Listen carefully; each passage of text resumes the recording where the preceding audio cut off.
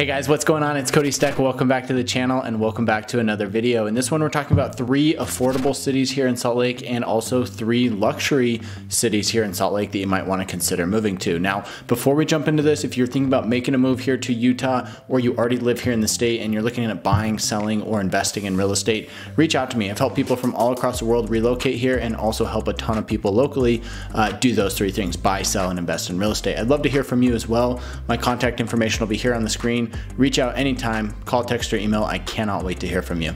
All right, so let's jump into this video here.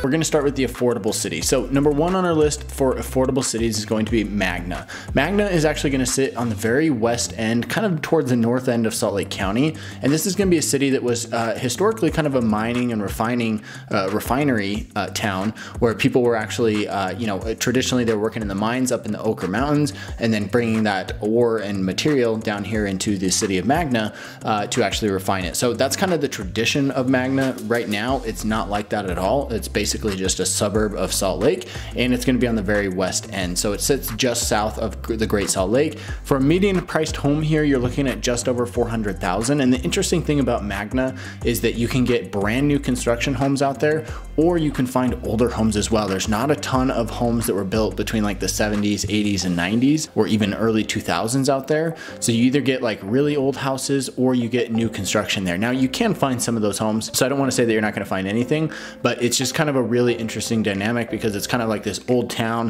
where there wasn't a lot happening, and then people realized, oh wait, Magna is actually pretty affordable, let's go build something out there. And now people are building out there in Magna, so you find a lot of new construction as well. It's mostly single family homes, but every once in a while you can find a condo or a townhome. Next up on our list, we're going to talk about Rose Park. That's the second most affordable area here in Salt Lake. And this is kind of just based on my opinion. I'm sharing some numbers with you, and this is just based on my opinion. If you're looking for an affordable area, Rose Park might be an area that you want to consider. This is going to sit just to the west or maybe even northwest of downtown Salt Lake. It's very, very close to Salt Lake. And you know, Rose Park 20 years ago was probably a place you like really didn't want to live, but it's actually seen a lot of revitalization over the last 10 to 15 years, and it's still happening today. A lot of homes are being remodeled there, and a lot of people who are looking to live close to downtown that maybe can't afford the east side by the university or Sugar House where it's more expensive, they're moving to Rose Park where you can get more affordable housing but still have that amazing access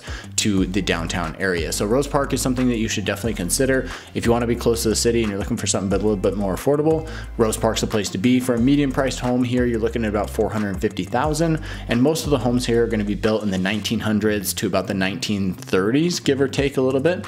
And not a ton of new construction out there, not a ton of townhomes or condos. You can find them, but it's mostly single family homes here in this area. Now, the third most affordable area here in Salt Lake is actually going to be one that's a little bit of a ways away from Salt Lake, but I wanted to include it on this list because I think it's a very viable option for a lot of people out there. We're actually talking about Tooele. So Tooele actually sits about 45 minutes to the west, southwest of downtown Salt Lake, and there's a lot of people who live out here. It's kind of has that small town feel, but a lot of people choose to live out there and then make the commute into Salt Lake on a regular basis. So if you don't mind a commute, you don't mind living a little bit further out, then Tooele, yes, that's how you pronounce it. Tooele is pronounced Tooele. If you're looking to move out there and you don't mind a commute, then that might be something worth considering. For a median priced home out here, you're looking at about $425,000. And again, there's been a lot of new construction popping up over the last couple of years because people have realized, hey, this is actually kind of a more affordable spot. So if you want a new house, if you want something that's nice, you want a little bit of land or kind of that smaller town feel,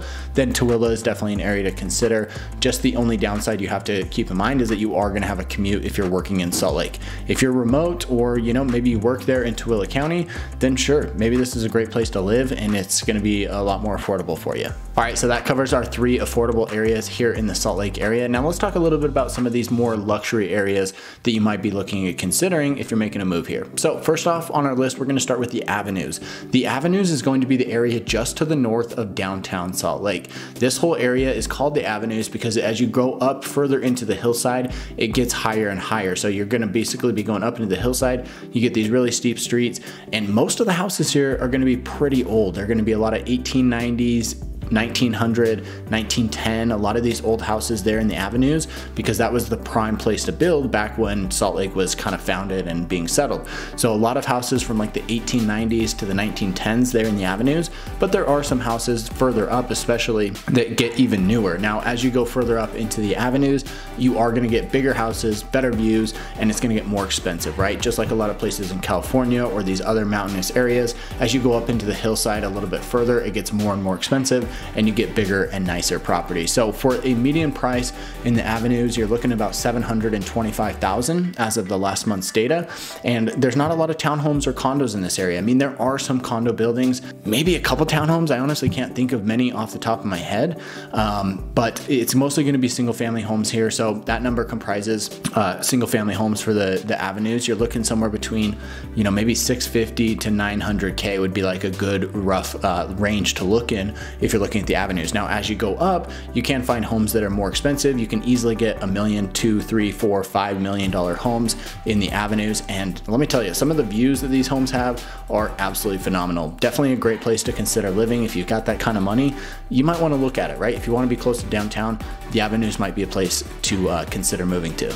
Now, the second luxury city here on our list today is going to be Draper. Draper sits at the very south end of Salt Lake County, just before you go around the bend of the mountain and go into Utah County. So Draper, you're looking at an average price of about $750 to $850. It depends on the month and what data you look at, but your median to average price is going to be roughly $750 to $850. But there are a lot of houses that are going to be $1 million plus.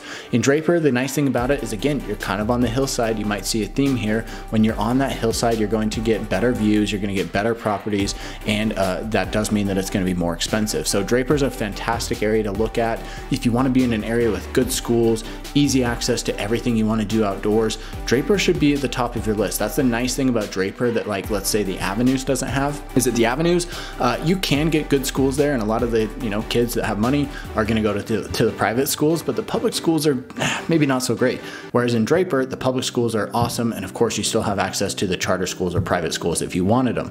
So Draper is a fantastic area, great views of the city, great views of the mountains, and it's very close to get into the mountains as well. If you want to go climbing, skiing, mountain biking, anything like that, you can do it within 10 to 20 minute drive of being in Draper. So Draper is definitely an area that you should consider. You're going to get bigger, nicer, newer homes here in Draper as well. If you're looking at the avenues, it's going to be much more expensive for what you get compared to Draper. Out in Draper, if you're looking to spend $1 million, you can get a 4,000 to 5,000 square foot home pretty easily, and you can get something that's relatively new, built in the last 20 to 30 years, maybe even a little bit newer depending on the house, and that might be what you're looking for. So if you're looking for a nicer area, good schools, easy access to the canyons, and you want to be kind of in that tech corridor, then Draper is definitely a city that you should consider.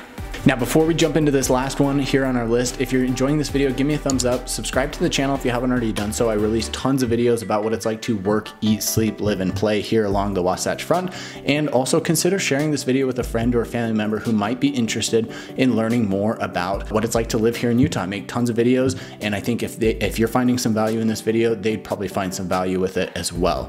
All right, so jumping into our third city here on the list, it's actually going to be kind of a mixture of a couple cities. So the other cities that I think are worth mentioning here on this list is going to be South Jordan, Herriman, and Riverton. These three cities are all kind of the same area. They have a very similar feel, at least in my opinion, and I think they're some of the nicer areas here in town. They're going to be very family focused. There's going to be lots of young professionals there, and the median income for these cities is also very high. Now, that does mean that housing is going to be more expensive there, which is what we're looking for, and the median price is about $600,000. Now, that does include condos and townhomes, which there are a lot of in that area, so that does bring that median price down. If you look at single family, it's actually closer to about $800,000 for a single family home in these areas. So South Jordan, Herriman, Riverton, again, a great area to live. Schools are great. You don't quite get the views like you do in the other areas. You can in Herriman, but for South Jordan or Riverton, maybe not so much. But the cool thing about living here in Utah is you get views of the mountains pretty much everywhere you go. I mean, you walk out your front door, you look around, you can see the mountains. So that's one thing I absolutely love about living here. So with all that said, guys, thank you so much for watching. If you're thinking about making a move here, or you already live here and you want to buy, sell, or invest in real estate, then reach out to me. My information's here on the screen. Call, text, or email anytime. I love hearing from you guys, and I cannot wait to hear from you about your own individual story. So thank you so much for watching. We'll catch you guys in the next one.